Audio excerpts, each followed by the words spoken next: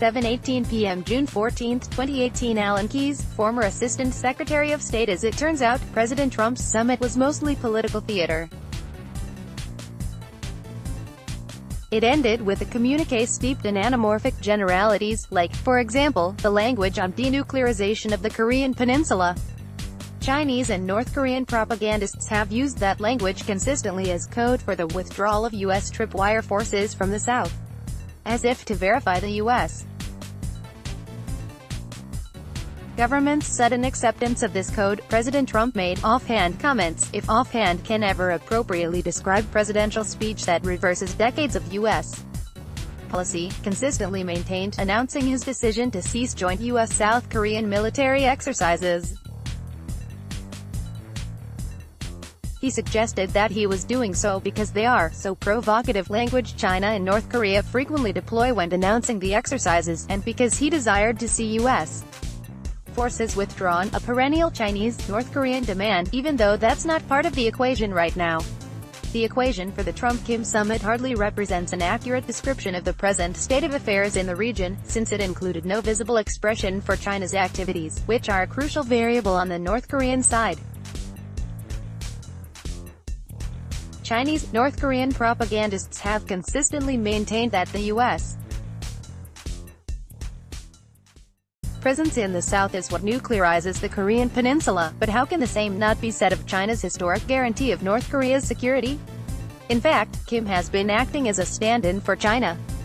The game of nuclear threat and bluster he has been playing gives concrete point to the Chinese-North Korean understanding of nuclearization, i.e., it's the effect of America's military presence and guarantee. It does so even though China's border on the peninsula, and its strategic nuclear arsenal, make North Korea's possession of long-range nuclear weapons more than a bit superfluous. Except for purposes of negotiating a superior outcome for China. The presence of U.S. tripwire forces implies the escalation of U.S. involvement if North Korean forces once again invade South Korea. Without that tripwire, the existing structure of support for rapid expansion of U.S. forces would quickly degrade, but, as history proves, China's proximity assures its quick deployment of potentially overwhelming conventional forces. In that event, South Korea could quickly face defeat, despite the so far well-maintained preparedness of its army and reserves. Without U.S. skin in the game, from the outset, can the U.S. be counted on to intervene against China's forces, as it did post-World War II? We would assuredly be unable to organize UN support for such action. Given the present parlous state of NATO and other post-World War II alliance structures, even America's staunchest allies on the Korean front might make themselves unavailable. Recently insulted Canada, for instance, contributed significantly to the UN forces that drove the Chinese People's Volunteer Army out of South Korea. Though, these days, it's easy to pretend that we get no advantage from trade concessions made to Europe, Canada, and other allies. I wasn't the understanding that they would stand firm in military alliance with this part of the deal. It's thought-provoking to ponder the symbolism of Trump's confrontation with Europe and Canada, just before a summit in which he is negotiating with the Chinese puppet regime toward an outcome that may reduce our long-term ability to join immediately in South Korea's response to any North Korean invasion of its territory. Moreover, one key to U.S. success in the First Korean War was that we did not go it alone. Our action came under the aegis of responding to a threat to the fragile structure of international organization meant to avoid the outbreak of another global war. But if we alone stand with South Korea against Kim's rogue regime, we could end up letting China off the hook, even if and when our territory suffers significant damage from the Chinese puppet's nuclear attacks. Though materially weakened, we might defeat and perhaps even extinguish Kim's failed state by conventional means. But if success requires even the use of tactical nuclear weapons, what sense does it make to assume China will not abide by its treaty obligations to North Korea and intervene? Even assuming that things never escalate to a strategic nuclear exchange, can we be sure of defeating the combined Chinese-North Korean forces?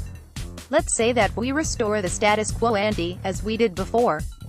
If we have suffered from North Korea's first strike use of its strategic nuclear missiles, we would still be recovering from the nuclear devastation of some of our territory.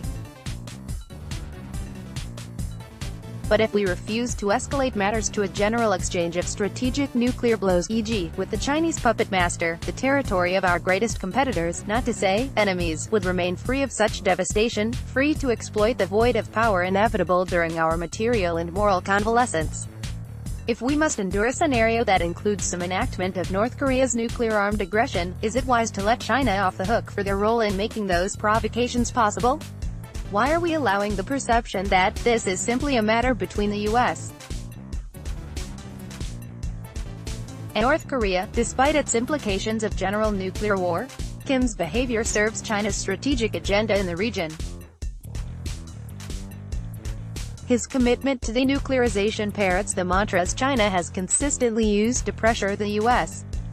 to withdraw its military forces from the peninsula. If we adopt China's language, aren't we meekly accepting the palpable fiction that, once we withdraw, China will not assert its hegemony by means that eventually give them control of the relatively enormous productive capacity our money and security guarantees helped South Korea to develop? For the U.S., withdrawal not only affects the prospect of U.S. participation in war against North Korean invasion, it affects the environment in which the people of South Korea have to deal with the likely escalation of unceasing Chinese, North Korean efforts to subvert their independence from within. Ostensibly disregarding this possible course of future events, the Trump-Kim summit has been portrayed in preposterously narrow bilateral terms, ignoring the impact of U.S. actions on the strategic balance of force and will in the region as a whole. Any withdrawal of U.S. tripwire forces from South Korea would signal a significant deflation of America's resolve to defend our partners in the region. South Korea's success is a jewel in the crown of our post-World War II international policy. If we signal that we are no longer resolved to accept inevitable involvement in South Korea's defense, who is likely to believe we will do more than expostulate ineffectually when and if the Chinese move in force to take possession of Taiwan?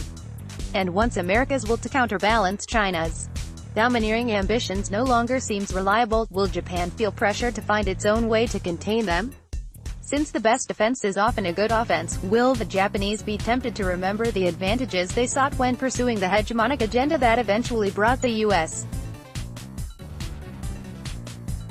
into World War II? Rather than declaring any eagerness whatsoever to withdraw our token of good faith and success from South Korea, we should make it clear that it is durable coinage, symbolic of a permanent U.S.-South Korean partnership.